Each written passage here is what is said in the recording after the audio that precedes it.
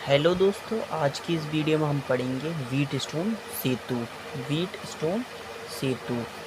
तो देखते हैं व्हीटस्टोन सेतु किसे कहते हैं। ऐसी युक्ति जिसकी सहायता से किन्हीं चार प्रतिरोधों में से किसी एक अज्ञात प्रतिरोध का मान ज्ञात किया जाता है, व्हीटस्टोन सेतु कहलाता है। व्हीटस्टोन सेतु ऐसी युक्ति जिसकी सहायता से किन्हीं चार प्रतिरोधों में से किसी एक अज्ञात प्रतिरोध का मान ज्ञात किया जाता है, व्हीटस्टोन सेतु कहलाता है। अब देखते हैं व्हीटस्टोन सेतु की रचना, बनावट जिसे कहते हैं। तो बनावट ये है, रचना देखेंगे। इसमें एक चार प्रतिरोध होते हैं, चार प्रतिरोध PQRS तथा S होते हैं। वो एक समांतर चतुर्भुज ये रहा एक ABCD के रूप में संलग्न का मतलब जोड़ा जाता है।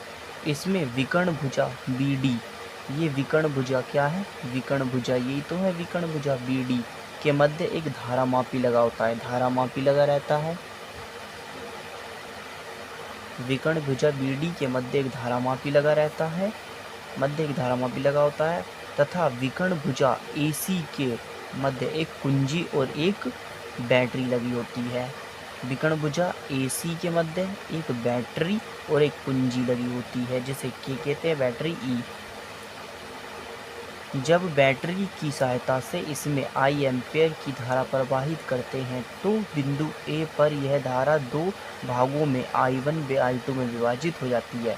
जब बैटरी E से इसमें धारा प्रवाहित की जाती है तो बिंदु A पर जो धारा का मान होता है वह I1 व I2 के रूप में धारा का मान जो होता है वो बढ़ जाता है, I1 डायरेक्शन और I2 डायरेक्शन में बढ़ जाता है। ये इसकी बनावट जिसे रचना कह सकते हैं। और आगे आता है इसकी सिद्धांत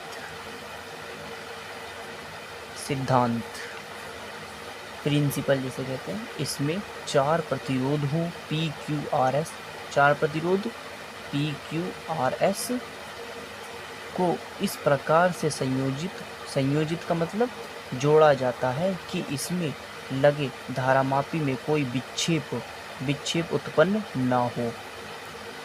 इस अवस्था में व्हीटस्टोन सेतु संतुलन की अवस्था में होता है। इस अवस्था में व्हीटस्टोन सेतु क्या होता है, संतुलन की अवस्था में होता है। आगे देखते हैं सिद्धांत। अब देखते हैं इसको कैसे हम किरचॉफ के द्वितीय नियम के अनुसार प्रूव करेंगे।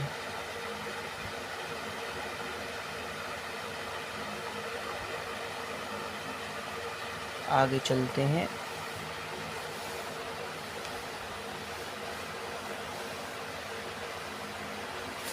यहाँ बातें हैं किरचॉफ के द्वितीय नियम के अनुसार प्रथम बंद पास ADBA में, प्रथम बंद पास कितना हो जाएगा इसका, प्रथम बंद पास ADBA या फिर कोई सा भी ले सकते हैं हम। इसमें हमने ये ले लिया ADBA में। ADBA में क्या होता है,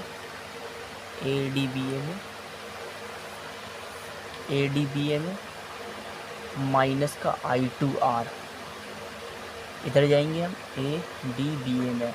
अगर हम डायरेक्शन में जाते हैं, अगर धारा की डायरेक्शन में जाएंगे, धारा की डायरेक्शन में जा रहे हैं तो धारा का मान क्या लेना पड़ेगा, माइनस का लेना पड़ेगा, नेगेटिव।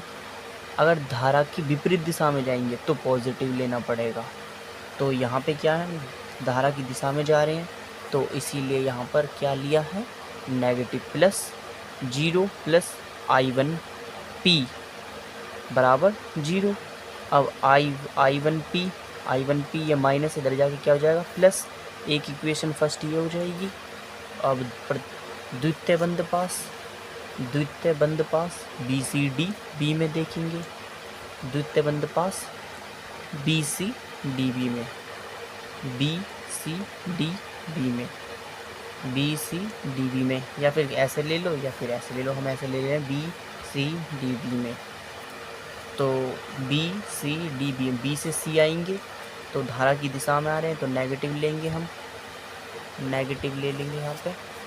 माइनस का I1Q प्लस का I2S हो जाएगा यहाँ पर, क्योंकि यहाँ पे आएंगे विपरीत दिशा में, प्लस का लेंगे तो I2S और प्लस का 0 बराबर 0 हो जाएगा यहाँ पर। I1Q बराबर I2S, इक्वेशन क्या हो जाएगी 2। अब समीकरण 1 को 2 से भाग करने पर यहाँ पे I1P बराबर क्या हो जाएगा I2R और I1Q I2S, दोनों को I2 कट जाएगा, I1 से I1 चला जाएगा, PQ बराबर RS, जो PQ RS हमें प्रूव करना था। यहाँ पे कर देंगे हम हेंस प्रूव्ड। और यदि न्यूमेरिकल फॉर्मूला देखें तो यदि अज्ञात प्रतिरोध S हो तो इसके लिए क्या हो जाएगा, सूत्र S बराबर R इंटू Q बट्टे P, और न्यूमेरिकल फार्मूला जिसे हम कहते हैं न्यूमेरिकल फार्मूला। तो वीडियो अच्छी लगे तो प्लीज़ लाइक कर देना और चैनल को ज़रूर सब्सक्राइब कर देना।